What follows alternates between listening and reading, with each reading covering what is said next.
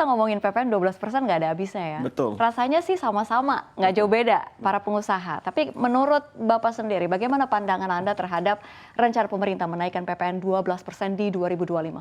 Sebenarnya rencana pemerintah sudah ditetapkan oleh DPR dan sudah digongkan dari tahun lalu. Ya. Sejak tahun 2022 memang PPN kita sudah naik ke 11%. Cuma ya ini pertanyaan yang ngeri-ngeri sedap, Mbak. Saya cuma bilang, kenapa ngeri-ngeri sedap? Karena kita tahu bahwa dari sisi positif PPN naik itu membuat pemerintah lebih ada dana untuk APBN-nya.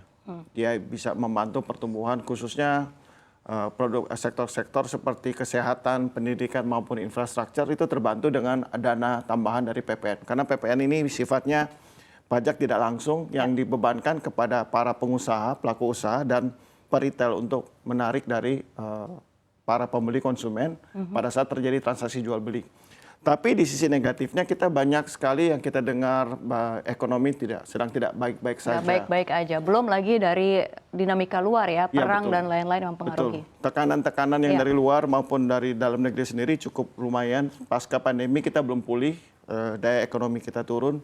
Banyak para pakar sudah bilang bahwa Indonesia kalau nantinya diharapkan tumbuh di atas 8%, perlu banyak sekali stimulus-stimulus.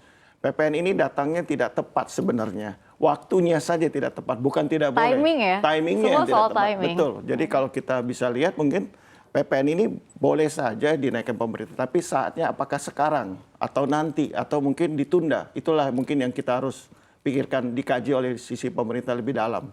Oke, jadi garis besarnya Anda setuju, tapi memang timingnya belum tepat. Timingnya tidak tepat. Iya, sangat belum tepat, begitu betul.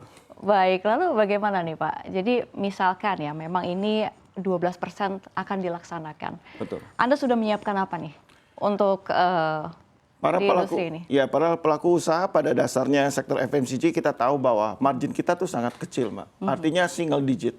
Kenaikan 1% PPN itu dampaknya luar biasa. Selain inflasi, kemudian juga sekarang daya beli masyarakat sedang turun, kemungkinan juga cash flow akan berkurang, dan juga mungkin ada efek multipliernya yang akan kita lihat ke depan tuh seperti naiknya biaya bahan baku, ada naiknya domino, biaya logistik, mungkin juga dengan alternatif biaya-biaya lain itu akan dengan sangat dampaknya luar biasa.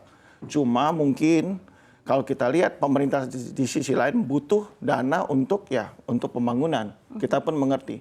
Jadi kita harus siasati dengan berbagai cara. Mungkin kita bisa dengan rebranding, kita mungkin mencari substitusi produk-produk lain, atau kita harus cari mungkin efisiensi dan juga mungkin kita harus melakukan perubahan dari kemasan dan lain sebagainya. Kira-kira demikian. Oke, lalu bagaimana kebijakan kenaikan PPN ini akan mempengaruhi operasional dan juga kinerja PT Multimedika International Tbk, Pak Megi? Jadi secara operasional terus terang kita akan melakukan efisiensi pertama. Kedua tadi yang sudah saya sebutkan akan ada rebranding.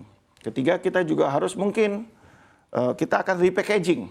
Produk-produk itu akan kita buat lebih kecil. Misalnya yang istilah kita saset atau renceng istilah pasar. Dikurangin ya? Dikurangin size-nya, dikurangin volumenya, atau kita cari substitusi bahan baku. Mungkin itu yang kita bisa lakukan. Tapi kalau seandainya ini tidak bisa bertahan jangka lama, ini kan hanya strategi jangka pendek. Mungkin juga ada strategi promosi, buy one get one free, atau promosi bundling. Tapi ini pun kalau dilakukan terus-menerus tidak akan sehat.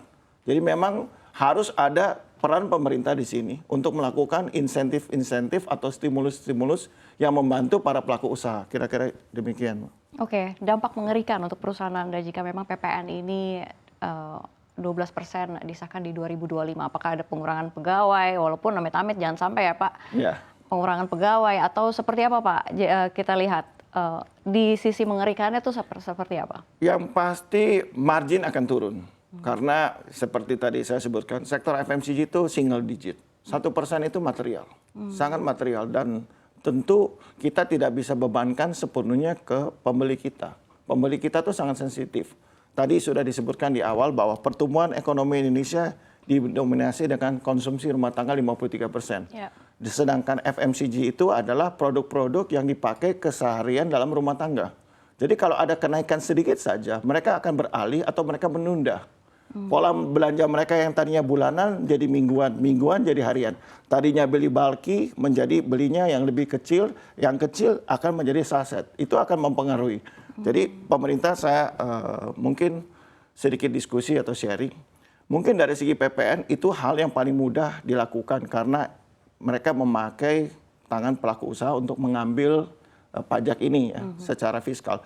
Tetapi jangan dilihat bahwa mungkin saja ketika dulu kita bisa belanja 10 telur, sedangkan sekarang kalau ada inflasi menjadi 8 telur. Memang dari segi pajaknya naik, tapi dari segi volume transaksi akan turun. Kami pelaku usaha FMCG mungkin akan dampaknya dari turunnya volume. Jadi overall mungkin PPN-nya naik, tapi PPH badannya mungkin turun. Atau margin kita akan mengecil atau turun. Itulah yang efek yang paling kita takutkan sih, demikian.